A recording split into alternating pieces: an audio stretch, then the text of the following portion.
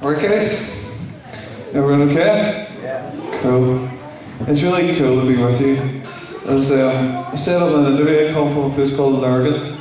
So it's like a bit of a trek down here, sort of from the country, you know. So I'm with all you townies, you know, trying to do my best to fit in. No.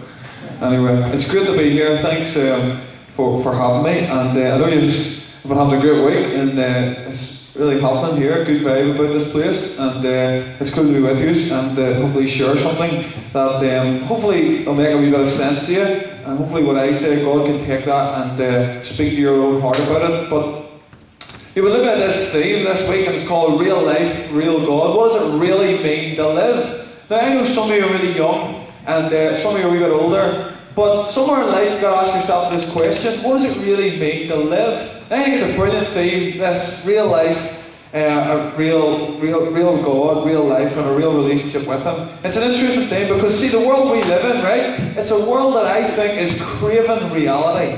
It's really looking for something that's real. Because you see, the world we live in is full of fakeness, if that's such a word. It's full of fake. And this world that we live in is actually really looking for reality. And you don't really see it at first. When you glance at first, it doesn't look like they are, but underneath it, the world in which we live in, it's really looking for something real. It's looking for real stories, real change, real transformation. It's looking for real stories of people's lives. And it's really ironic that they are, because the world we live in is obsessed with how we look. It's obsessed with the superficial. It's obsessed with the outward. We worship not God in our world a lot of the time, but we worship the gods of celebrity. And so all of us are taken up with image and what looks like, how the things look in the outward, how we look, who we are impressing, who's following us, all this kind of stuff. And we are totally obsessed with the world that we live in can be totally obsessed with the stuff on the edges. And yet underneath this, people are craving something real. And so we're influenced by the media and the magazines and the TV and all that kind of stuff. And underneath it all, people are looking for something real. And I think if you're really honest with yourself today, and you maybe haven't told nobody this, and you maybe never even thought about yourself, but I think if you're really honest with yourself today, you'll realise that you're actually looking for something real too. You're searching for something. None of you will remember. There was a guy called Bob Dylan, old singer-songwriter, good. Great singer-songwriter, and he wrote a song, and one of the songs, famous song he sung was, "You've got to serve somebody." And we all do, because we're all built that way. We're all built to worship and to be in connection and to be in a relationship with something greater than ourselves. We're built to serve something, but the problem is we serve the world around us. So we serve the media, and we serve the TV, and we serve the celebrity kind of God culture. And we want to serve these things, but deep down we're actually craving for reality. And so we have all these kind of reality TV shows now, don't we? People that are trying to seek out reality. And so we have our Big Brothers, anyone watching at the minute? I am so proud to say I haven't actually one episode of it. Is it over? Okay, right? I'm not saying you're bad if you watch it, I'm just saying I think it's trash. But anyway, right? Reality TV, I did watch one or two right now in the past. But we've got all these reality TV things. We've got like Big Brother, we've got like you know, these kind of swaps where one mother goes and lives with another family and this kind of thing, and we've got they've got like cook programs that are reality, and I don't really know because I don't get to see loads of TV, but I know that we've become really obsessed with looking for reality. And so our culture all around us is looking for something real, and all of them, I think. So we get these people who stay up at night to watch Big Brother, to watch people sleeping. Yeah? So some of you do it, don't you? Like some of you, you can't go to bed because you just can't, bear to see if something happens. Like you might wake up and look at the sky and turn around and go back to sleep. And you might have missed that. And we become obsessed with watching these things because we're looking for something real. Because what we see when we see these programs are real people who have the same stuff as us, who look at the same answers to the same questions, who are driven by the same insecurities and the same weaknesses. And all of us are looking and searching for some kind of reality. And we're probably looking for three things, maybe more. But who are we? Why are we here? And who's going to love me? I think those are three of the questions we're looking for in life. Who are we? Why are we here? And who is going to love me? Because these are all part of our makeup. And so what we're doing is we're trying to find all these things out. And yet as we watch these programs and as we seek this out, and when we look for it in these places, we realise that people are just the same as us. All around the world, we're looking at our friends, we're looking at the world, and we're seeing people that have problems, that people that go to bed lonely, people that are broken, people that have the same stuff, the same questions, the same insecurities, driven by the same fears. And there's a really wise old man one time when he said this, that we live lives of quiet desperation. Listen to that again. We live lives of quiet desperation. And I think that's a really good way to put it, because on the outside we're fine, but inside quietly we're desperate, aren't we? Some of us in here tonight, if we're being brutally honest with ourselves, we're desperate. We're desperate to find out who we are. We're desperate to find out why we're here. And we're desperate for somebody to love us. And inside, we live these lives of quiet desperation.